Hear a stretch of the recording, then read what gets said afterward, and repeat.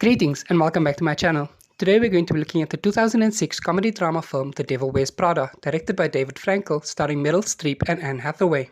Let's begin. Andy Sachs is an aspiring journalist newly graduated from Northwestern University.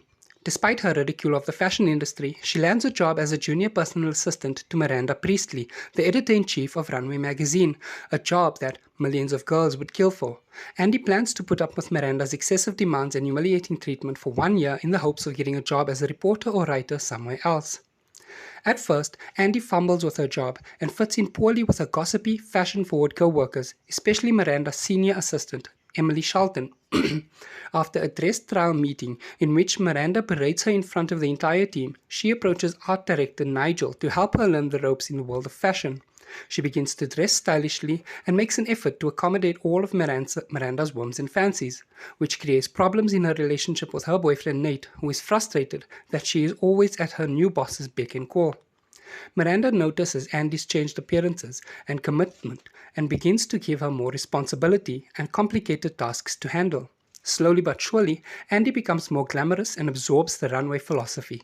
She gradually outperforms Emily at her job. Emily, meanwhile, is consumed with the thought of attending Paris Fashion Week as Miranda's assistant, which motivates her to attempt extreme diets to damage her health. When Emily is feeling too unwell to remember important details about the guests at the charity benefit, Andy steps in to save Miranda from embarrassment and is rewarded by being asked to replace Emily as Miranda's assistant at the Paris Fashion Week. Miranda tells Andy to inform Emily that she will not be going to Paris, but when Andy calls Emily, Emily is hit by a car and ends up in the hospital.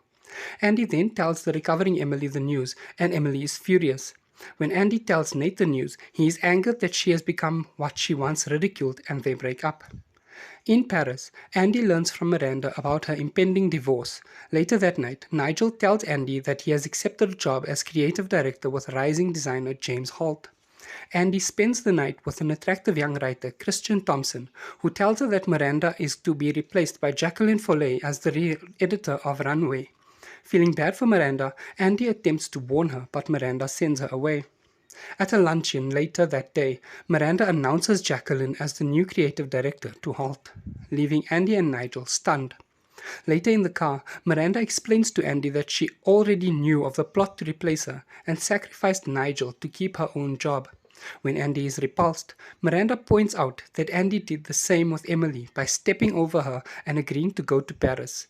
When they arrive at their destination, Andy walks away from Miranda and throws her cell phone into a fountain of the Place de la Concorde and returns to New York. Sometime later, Andy meets up with Nate and apologizes. Nate tells Andy that he has a new job as a sous chef in Boston and reconcile without rekindling the relationship. The same day, Andy is interviewed and accepted to work at a major New York publication company. The editor recounts how he called Runway for a reference and was informed by Miranda that while Andy was one of the biggest disappointments she ever had as an assistant, he would be an idiot not to hire her.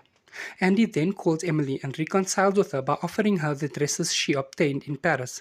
While passing the Runway office building in the afternoon, Andy makes eye contact with Miranda as she gets into a car.